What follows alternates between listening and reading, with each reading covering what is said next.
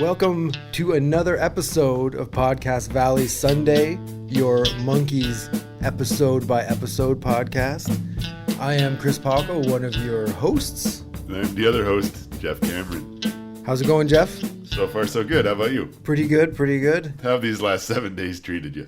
Not so bad, I hope. Same here, man. Yeah, Same here. Yeah. So, today we're doing episode 4, Your Friendly Neighborhood Kidnappers. Mm-hmm. A lot of these titles are like violent and scary. They sound like they're from a much more threatening show. Yeah, definitely. This one directed by James Frawley again. That's 3 out of 4 for him. Mm-hmm. He's really racking up his monkey episodes. And this one's interesting in its own monkey way. Yeah. But it launches in, we'll start right away. It gets into the Battle of the Bands. Yeah. They're backstage getting ready to play, and the Four Swine are on stage. Mm-hmm. And yeah, they finish up, they come off, they make fun of the Monkees. Who's here? Monkees, here. Yeah. Make monkey sounds. And whatever else you do to make fun of the Monkees. They handed them a banana, didn't they? Oh, yeah, that's right. I Yeah. think so, yeah. Yeah, those swine.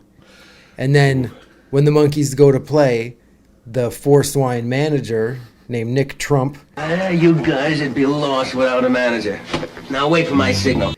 He plays a Beethoven record, and the Monkees can't play. They get bamboozled. Fully, dude. Fully.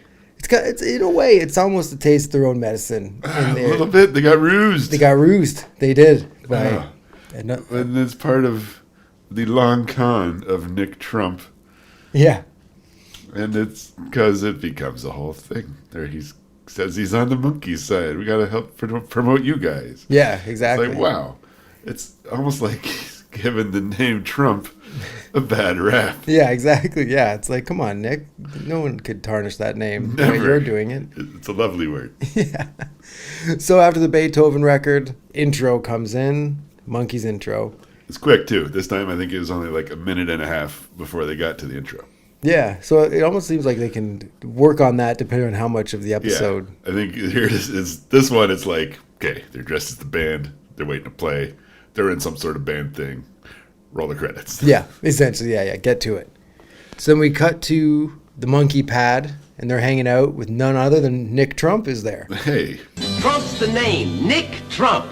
Congratulations. You made the finals. What about the Four Swine? The Four Swine? Yeah. Oh, yeah, they made it too. Because they do not know he's the manager of the Four Swine at this point, right? He's just a part of the Battle of the Bands, or the talent show or whatever it would have been then. And he tells them that they made it to the finals because the judges really like classical music. And he said, so did the Four Swine. And so they're also in it. So it comes down to these two bands, essentially.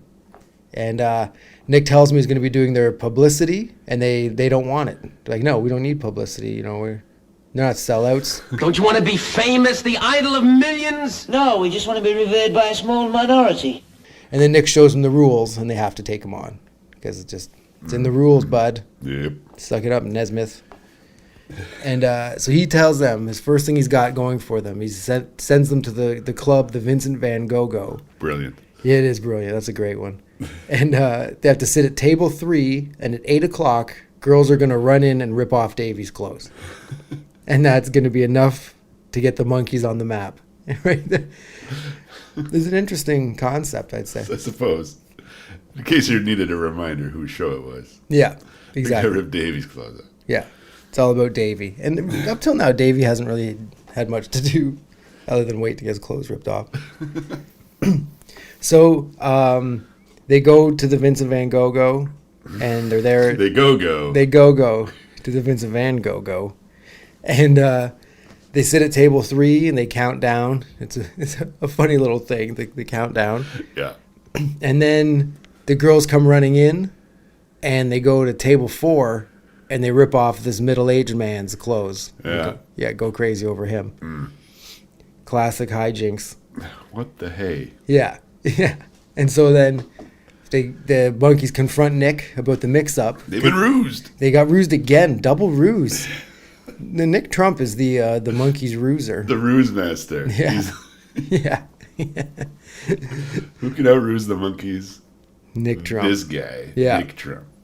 And so the guy who got his clothes ripped off, he's in the papers about being a celebrity now. Yeah. So it worked, but for the wrong person. Exactly. And there's a callback to that later, which I wasn't expecting. And it's neat that the Monkees are doing like show-length callbacks in very early sitcom setting, which is neat. Yep. Anyway, let's continue. So Nick has now arranged for the Monkees to get their hands put in cement outside like the Chinese theater there. And so Monkees are there, hands in the cement. It's turns out to be quick drying cement, and they get stuck in the cement.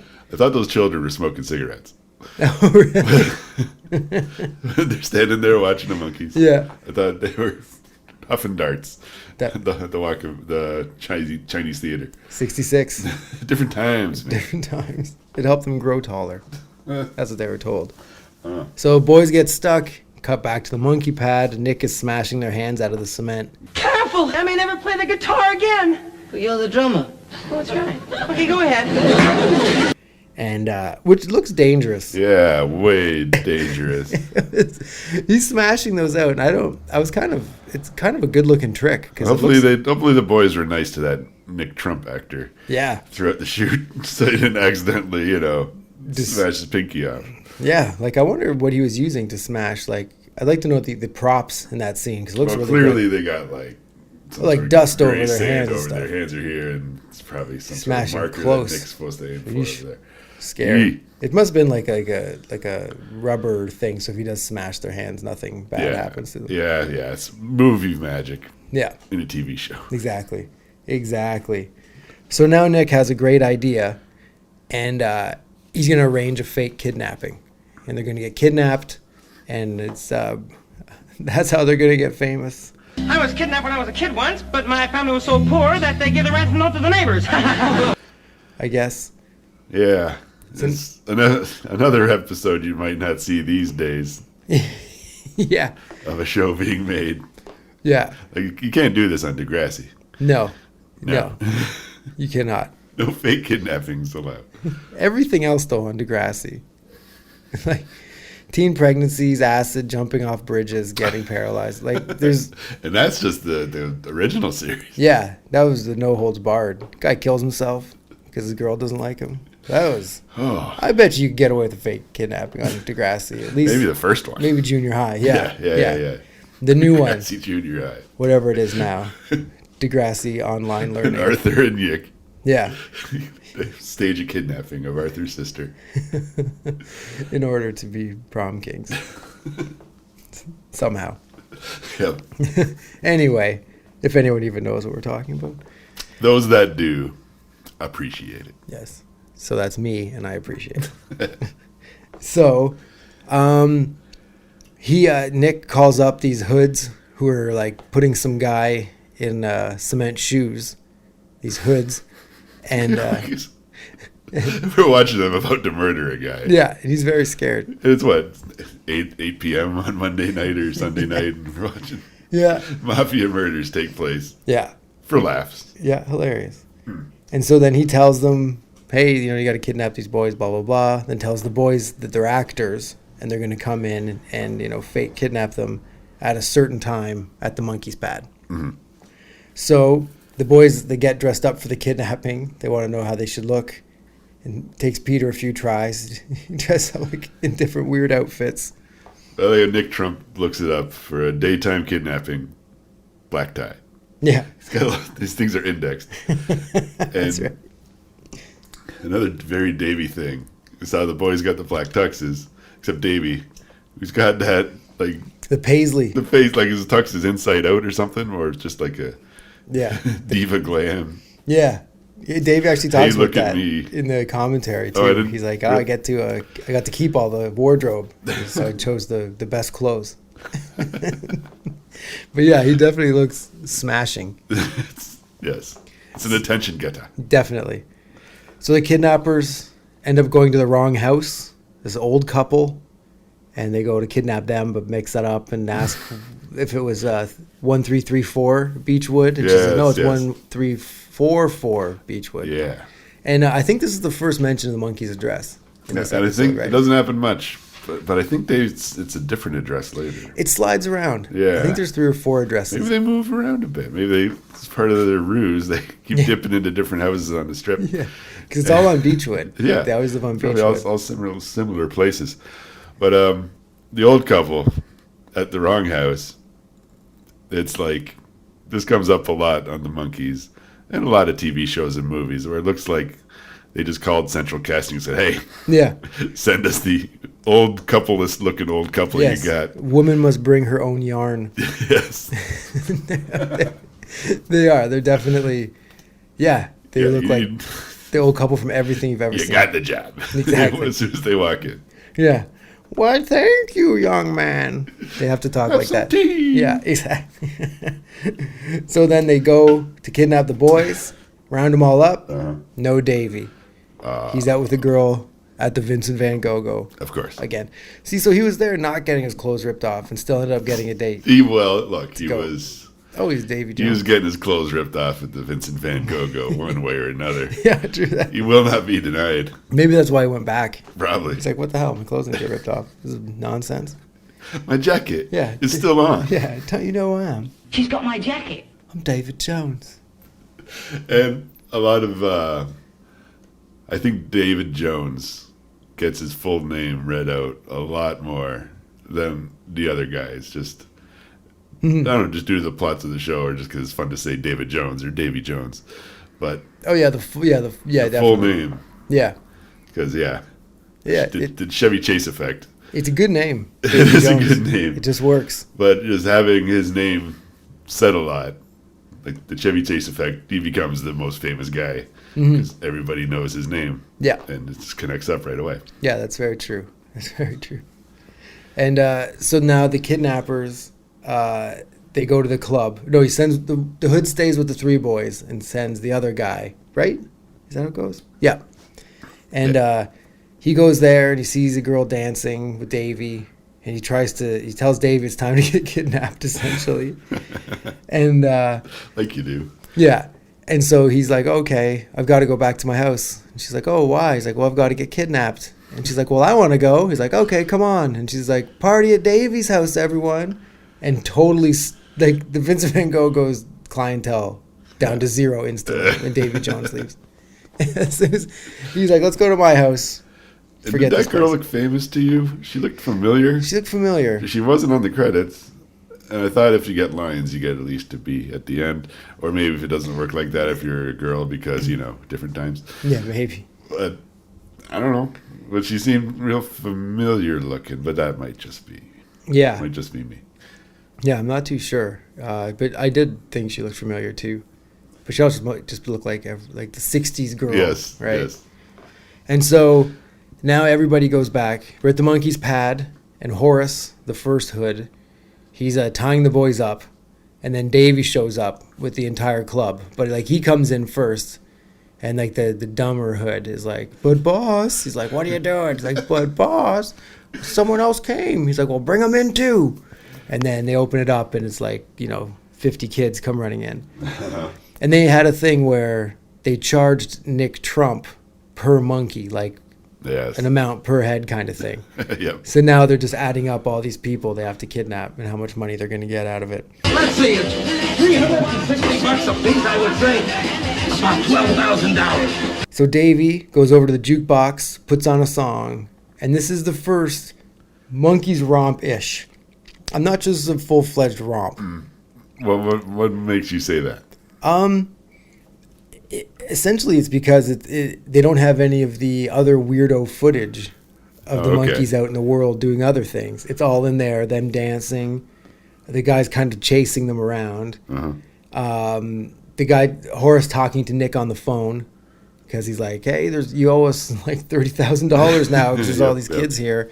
And Nick Trump is at the Battle of the Bands with the Four Swine who are playing. Uh-huh. And he's getting more and more angry because these hoods can't handle their shit, essentially. Okay, I'm picturing that romp in my head, and it's the TV version of the house, and there was dancing, having a good time. Yeah. And yesterday, during our free time, we've been watching the Monkees too, And when we had the "Do I have to do this all over again?" footage on, is that supposed to be the Monkees' house that they're hanging out in?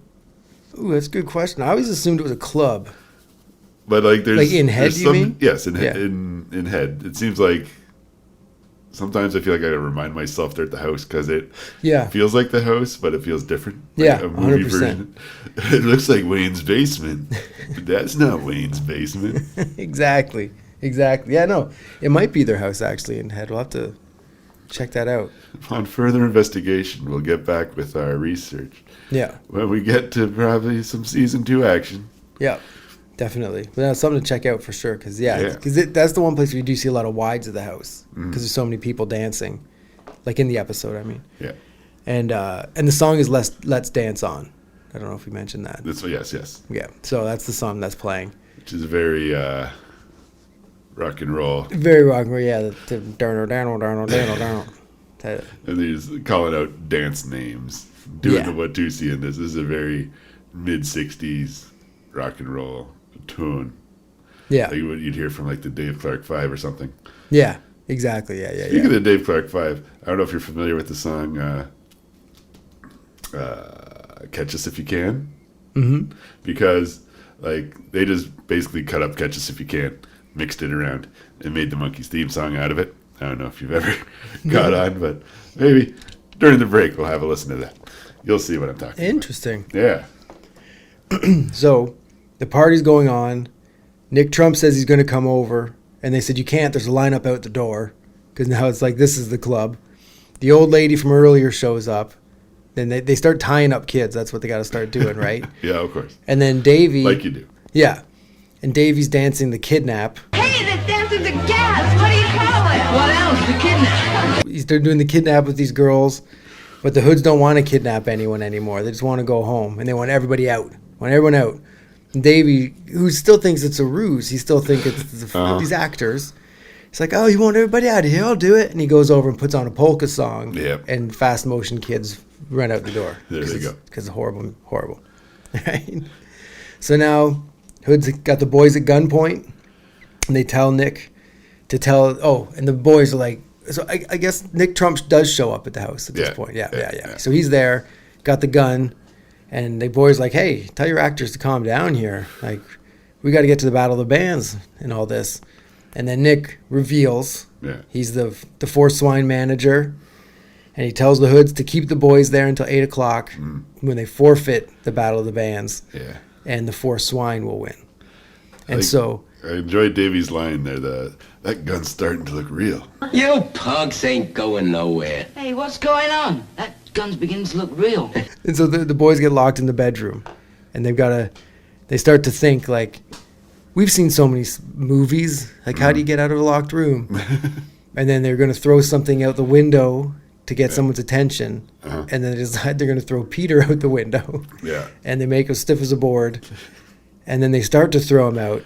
And then I believe it's Mickey who says, like, no, we can't do this, man. It's dangerous. It's like, oh, why? What do you mean? It's like, you could land on someone and hurt somebody. So they don't they don't use Peter to do that. The hoods check on them. Mickey attempts to punch him in the face. And I can't remember, there's some sort of a dust up here.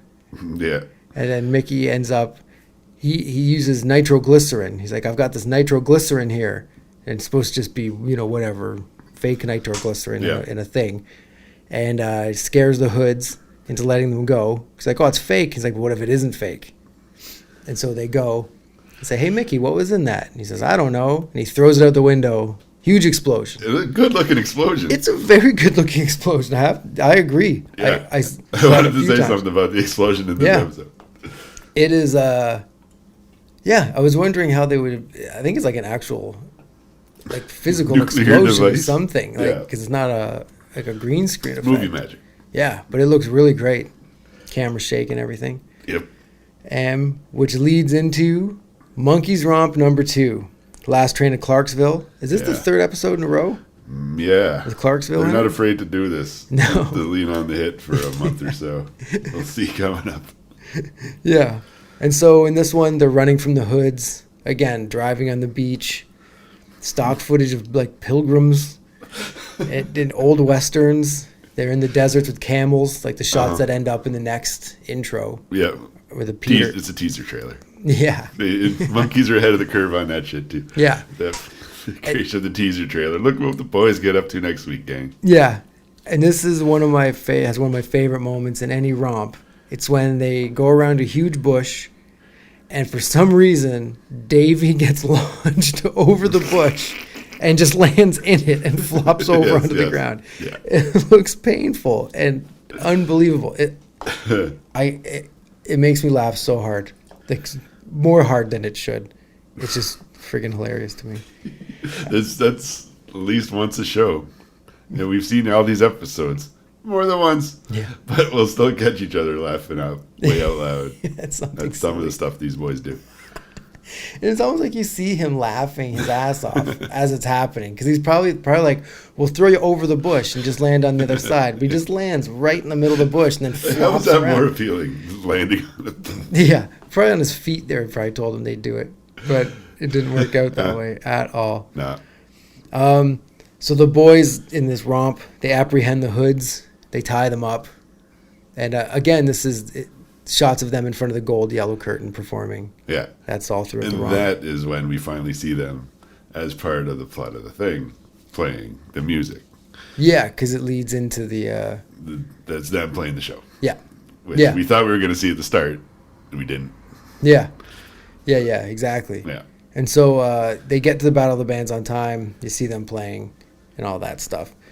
The Four Swine get found out and get kicked out of the contest for cheating. Mm-hmm.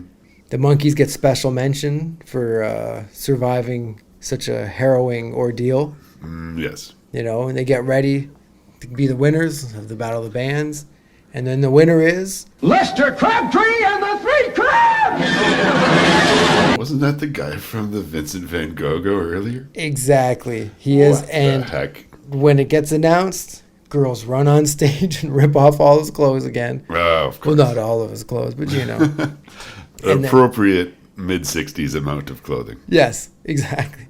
And then the boys see that happen, and they're like, "That's the guy who got his clothes ripped off." And then they turn, and then they all rip off each other's clothes in order to try to get famous. As for the Four Swine, I know we encounter more of the Monkees' rival / friend bands in the scene in later episodes. I wonder if we hear from specifically the Four Swine ever again. I wonder. I hope so. Maybe. We'll see. Maybe They're no Jolly Green Giants. I'll tell you that right now. Yeah. And they're all dressed like Marlon Brando from the Wild Ones, essentially, right? Yes.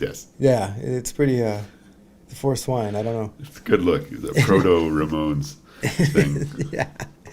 And so essentially the story of the episode ends with them ripping off each other's clothes. Yeah. And that's kind of it. And that's that. And of course, I think they're a minute or two short. You know what that means. Yep. Another behind-the-scenes interview with the boys. And they're all hanging out. And Bob Rafelson's doing these interviews, right? I think it's James. Is it James? I think it's Frawley doing it. Okay. Yeah. And he asked them if anyone's like been reaching out to them now that they're on TV, like old friends or people like that. And Mike, this is an interesting thing to put at the end of this. Mike starts saying that people used to say he'd be in jail or be dead by the time he was 23, Huh. right? And then he claims that he was a pretty rotten kid. He says that he was a loser. When they say, it's like, why would they say that? He's like, well, I was a pretty rotten kid. He's like, really, were you kind of like a loser? I was like, oh yeah, I was like a loser.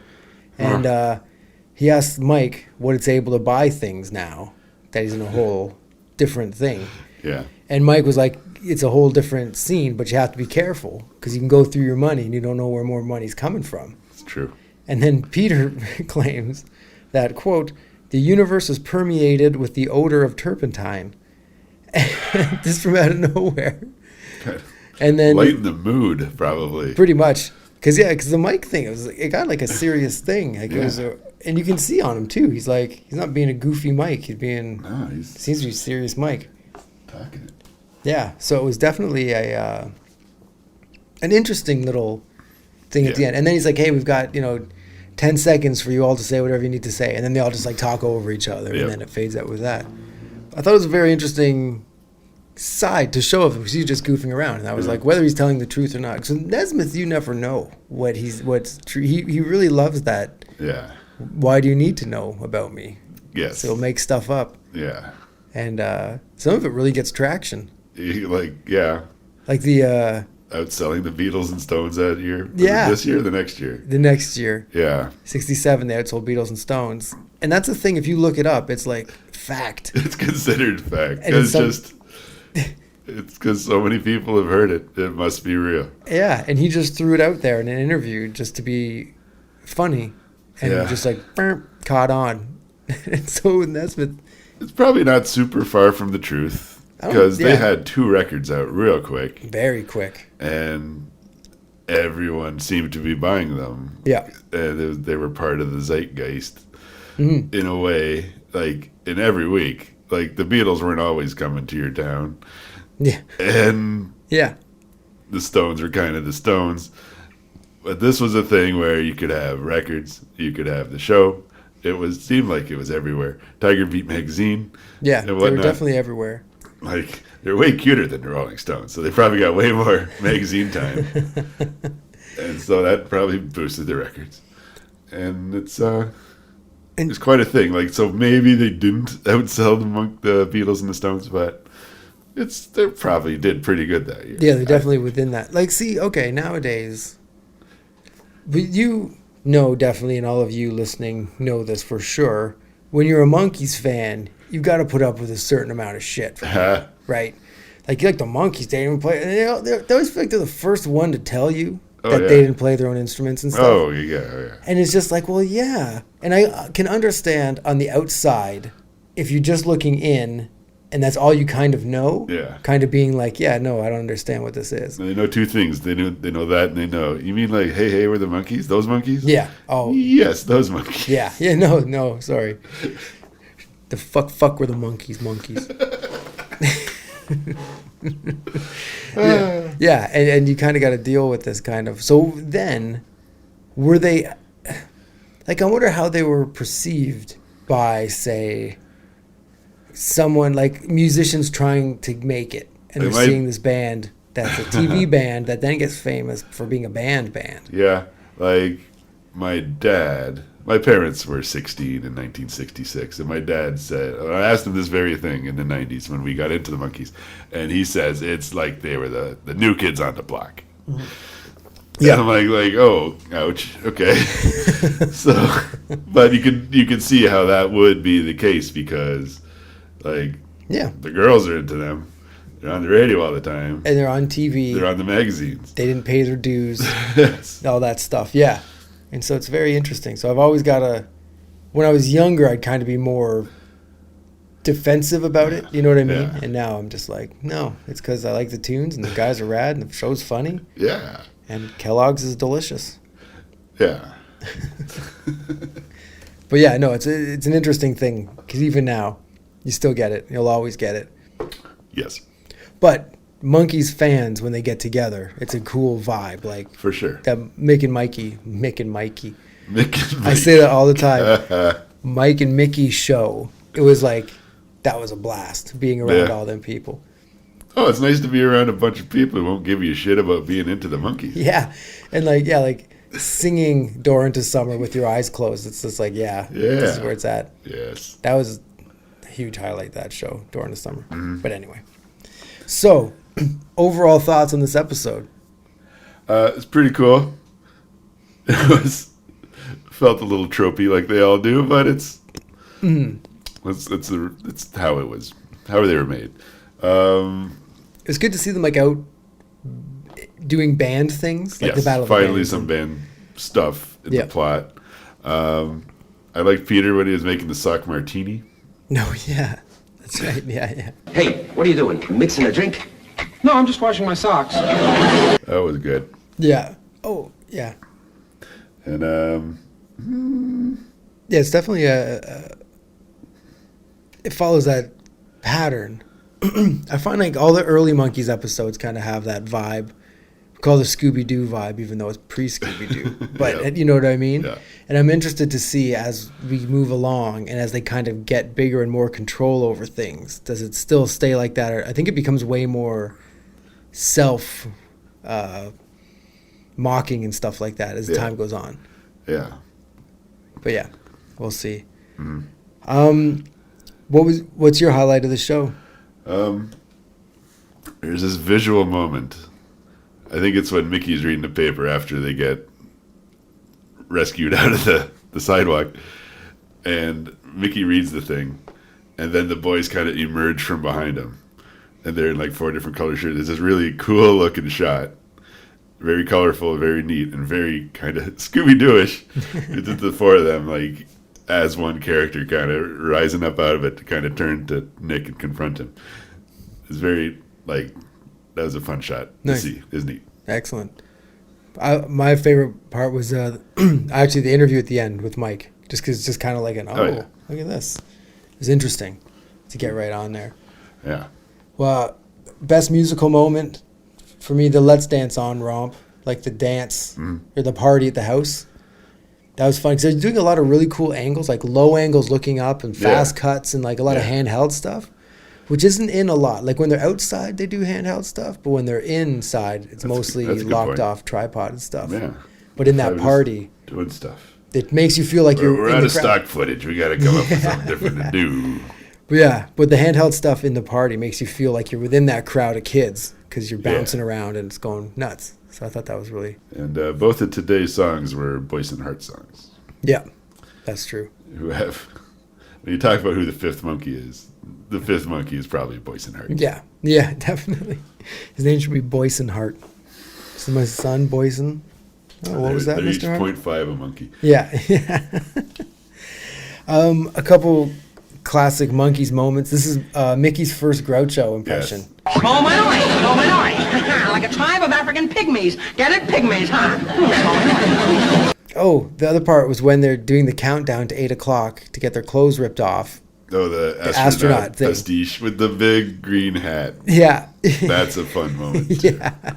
And that's a pretty cool moment. As well as Mickey and Mike do a phone call, but to each other with a mirror separating. Yes. That's a cool thing as well. I thought it was pretty... Like that shows off the improv training, I think, and also the Peter thing where they were going to throw him out the window. Yeah. I think that shows off what they kind of worked on.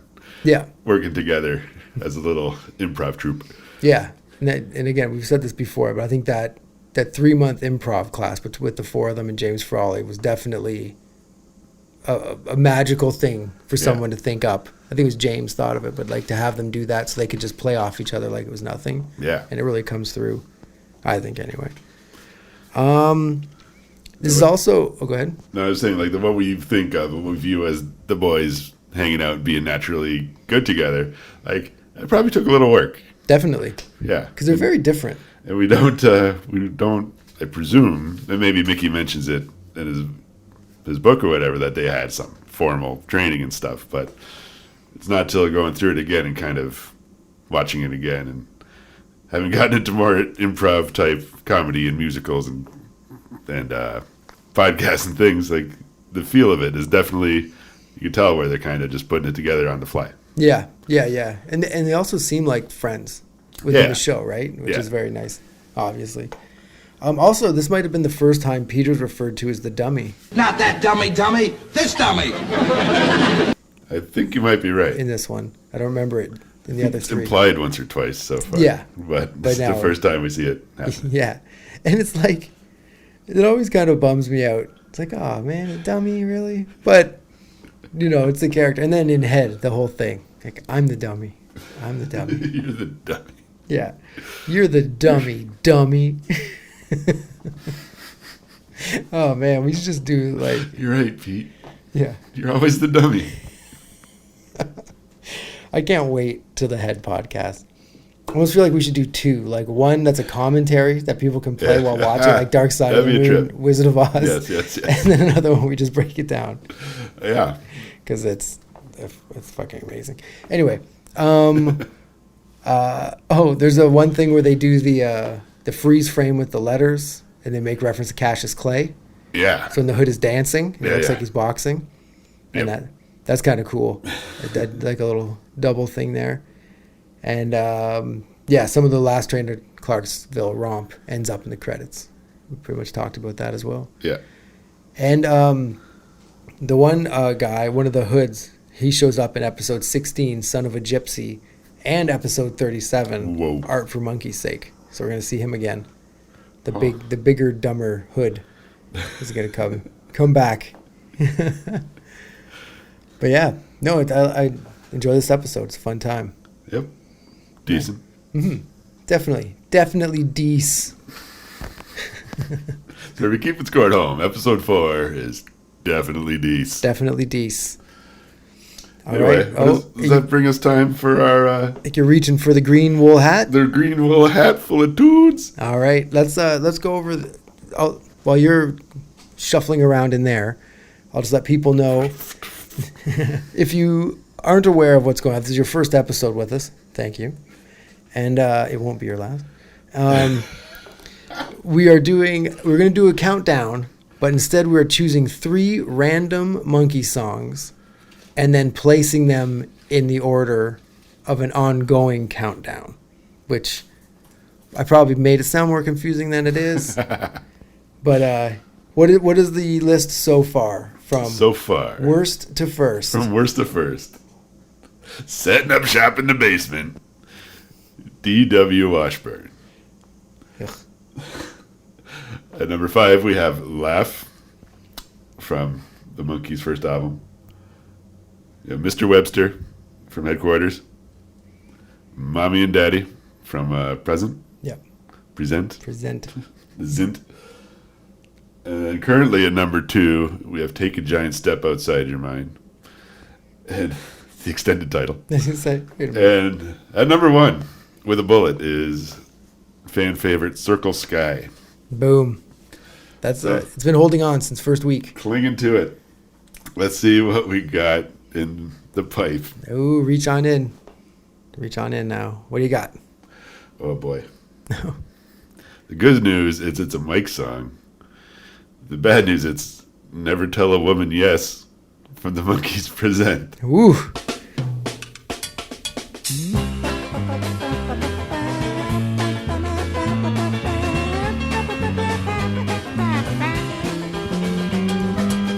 Never tell a woman yes. Gone deep, folks. I'm very deep. So yeah, Never Tell a Woman Yes by Nike Mesmith from the era of the Monkees where they're pretty much allowed to do whatever they want. Yeah, Peterless. Peterless. No Peter here. No Pete. No. Did Peter leave after? It was after Head? After Head. Yeah. Birds, Bees, and Monkeys came out before that, but there's no Peter on it. Really, that's weird. He plays keyboards on Daydream Believer, which they recorded for Pack and J. Huh. Interesting. So yeah, so this song is kind of like a plinky plunky, like I don't even know what kind of music is it? Like Dixie? Yeah, like Dixieland, bluegrassy.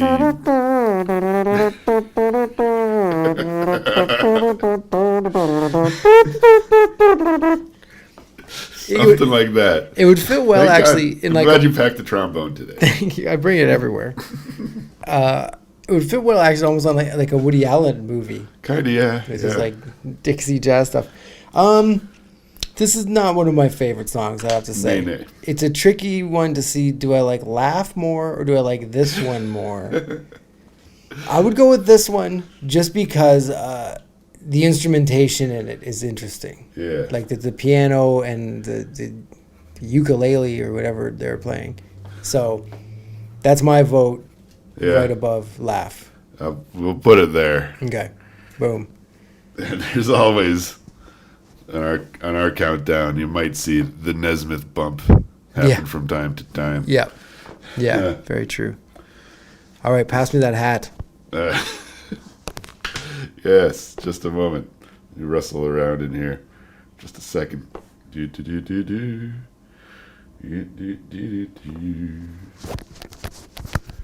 Oh, oddly enough, I picked Let's Dance On. How about that? Weird. Let's dance on. Oh, baby, come on. Let's dance on till the dawn. Have fun till the music's all gone.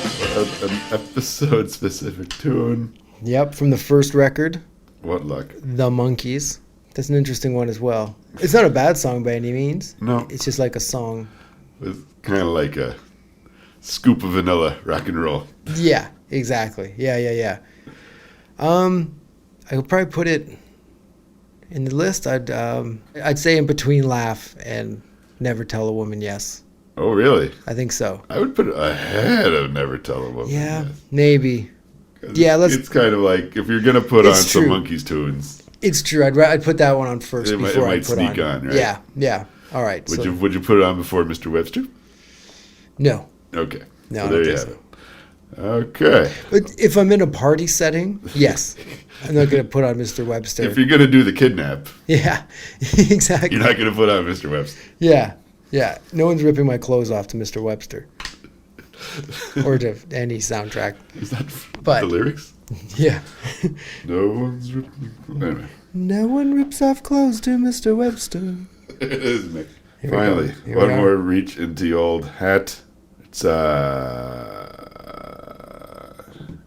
from our favorite album, but it's hard to believe by Davy Jones, Ooh.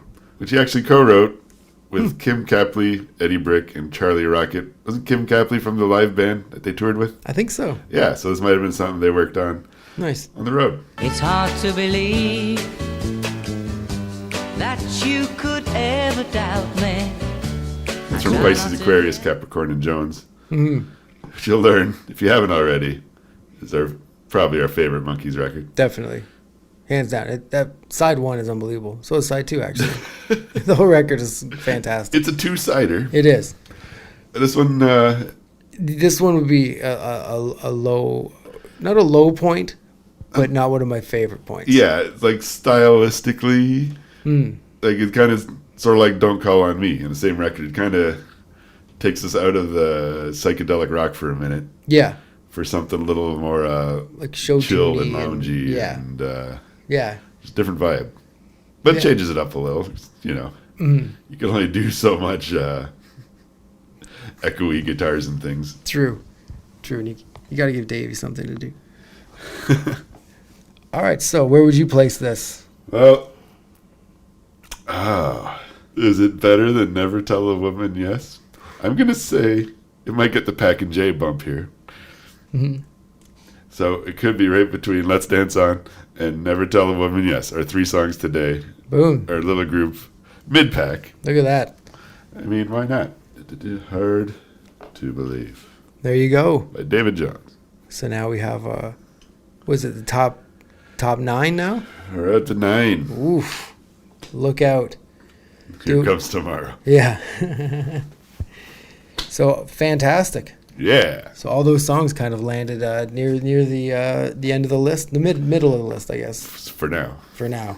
This is going to be insane. We have like 147 songs. We're like, oh my God. Yes. We're going to not do the whole countdown at that point. No, we're not going to fully recap the whole thing. That'll be its own podcast. But okay, fantastic. A great time with episode 4 there. Yeah. The friendly neighborhood kidnappers from Paco here. And Jeff. See you in 7 days. Bye.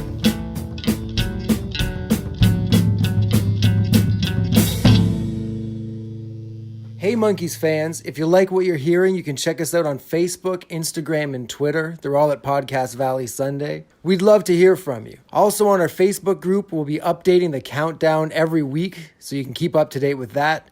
And if you can rate us, please rate us, but be nice. We're thin-skinned.